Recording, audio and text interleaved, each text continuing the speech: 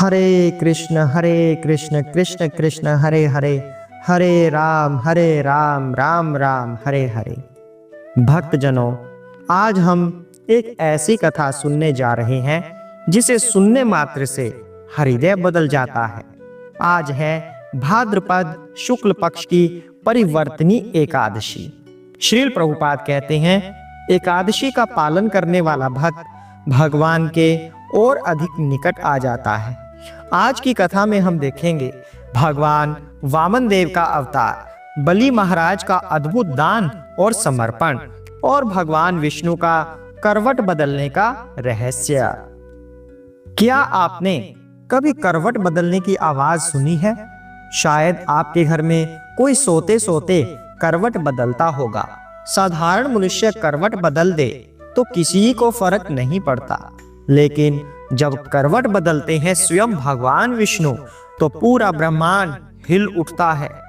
देवशयनी एकादशी पर भगवान योग निद्रा में सो जाते हैं। 4 महीने तक वे विश्राम करते हैं और इस परिवर्तनी एकादशी को भगवान करवट बदलते हैं। यह करवट बदलना केवल शरीर का नहीं, यह है संसार के भाग्य का परिवर्तन। आइए कथा की ओर बढ़ते हैं। कल्पना कीजिए, स्वर्गलोक, धरती और पाताल, हर जगह असुरों का झंडा लहरा रहा था। राजा बलि ने देवताओं को पराजित कर दिया। इंद्र, वरुण, अग्नि सब भयभीत होकर भाग गए। बलि कोई साधारण दैत्य नहीं था, वह प्रहलाद महाराज का पोता था। उसके अंदर दानशीलता और वीरता दोनों थी।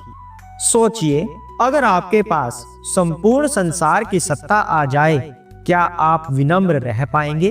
राजा बलि रह पाए, यही उसे महान बनाता है। देवता निराश होकर ब्रह्मा और फिर भगवान विष्णु की शरण में गए।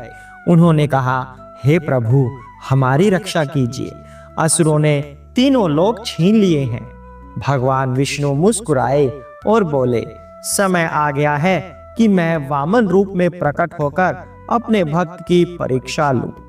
फिर कश्यप ऋषि और अदिति के घर भगवान ने वामन रूप में जन्म लिया।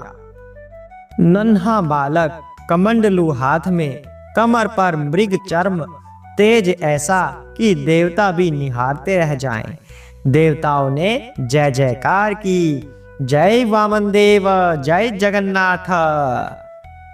बलि महाराज विशाल यज्ञ कर रहे थे। सभी ऋषि मुनि, दानव और प्रजाजन वहां थे। अचानक यज्ञशाला के द्वार पर एक दिव्य तेज फैला। सभी ने देखा, एक बौना ब्राह्मण बालक खड़ा है। उसके कदमों से प्रकाश झलक रहा था। बलि ने उठकर उसका स्वागत किया। स्वागत है ब्राह्मण देव, आप जो चाहें मैं दान दूंगा। वामन भगवान बोले, राजन, मुझे 3 पग भूमि चाहिए। सभा में हलचल मच गई। कुछ हंसने लगे, इतना छोटा बालक और केवल 3 पग मांग रहा है।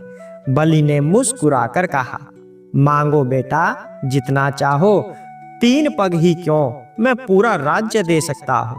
परंतु वामन देव ने कहा, जो संतोष में रहता है वही सुखी है, मुझे बस 3 पग ही चाहिए। बलि के गुरु शुक्राचार्य ने रोकने की कोशिश की। राजन, यह कोई साधारण बालक नहीं, यह स्वयं विष्णु है जो तुम्हें छलने आए हैं। बलि बोले, गुरुदेव, यदि यह विष्णु है तो मुझे और क्या चाहिए? दान देकर मैं धन्य हो जाऊंगा। सोचिए भक्तों, हम भी जब संसार के लोग हमें रोकते हैं, भक्ति मत करो, समय बर्बाद होगा, तब हमें भी बलि महाराज की तरह दृढ़ रहना चाहिए। इस प्रकार बलि ने वचन दे दिया। वामन देव ने आकार बढ़ाना शुरू किया। वह बढ़ते गए, सारी धरती, आकाश, दिशाएं सब उनके शरीर में समा गए। पहले पग से पूरी पृथ्वी नाप ली, दूसरे पग से पूरा आकाश, तीसरे पग के लिए स्थान शेष न रहा। भगवान ने पूछा, राजन, तीसरा पग कहाँ रखूं?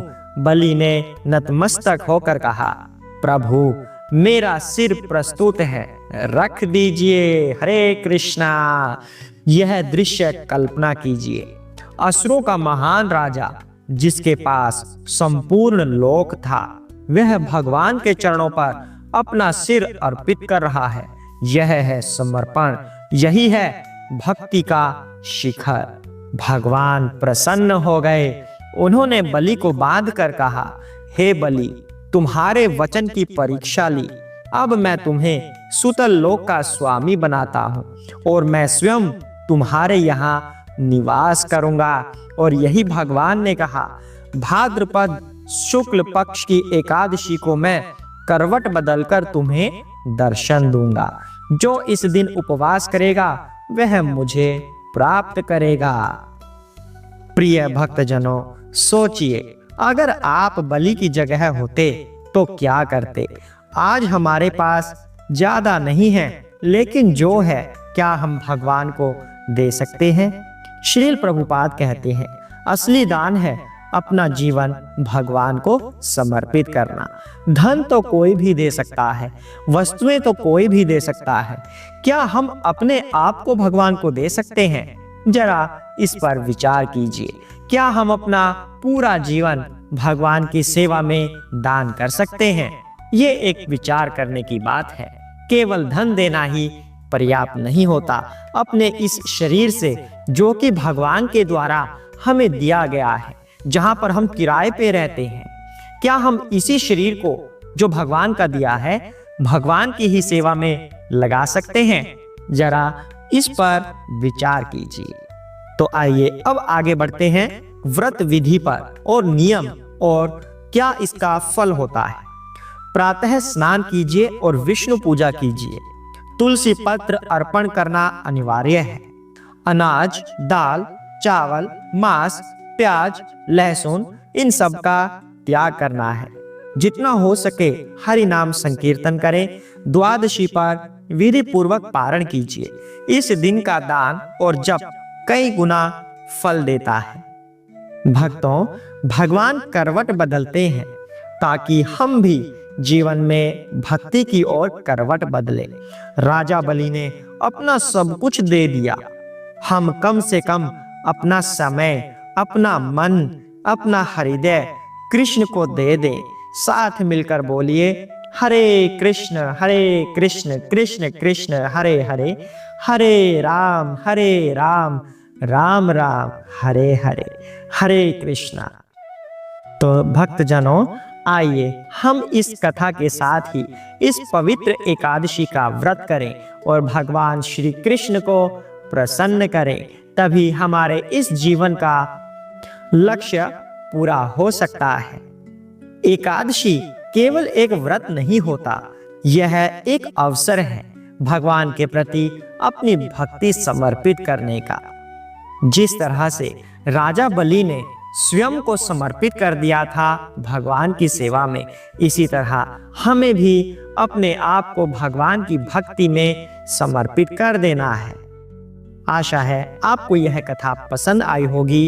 यदि आपको यह पसंद आई है तो चैनल को सब्सक्राइब कर सकते हैं और कमेंट बॉक्स में अवश्य लिखकर बताइएगा कि आपको यह कथा कैसी लगी, क्योंकि आपके ऐसा करने से हमारा मनोबल बढ़ता है और हम भगवत प्रचार में बढ़ चढ़कर भाग लेते हैं। हरे कृष्णा। सभी का कल्याण हो।